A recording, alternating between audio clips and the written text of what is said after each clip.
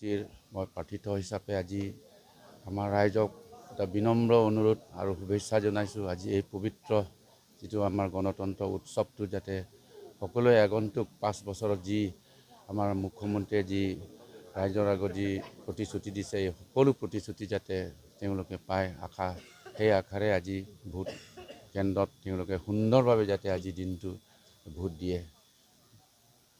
আৰু অনুৰোধ জনাইছোঁ সকলো ৰাইজে যাতে ভোট দিবলৈ আহে।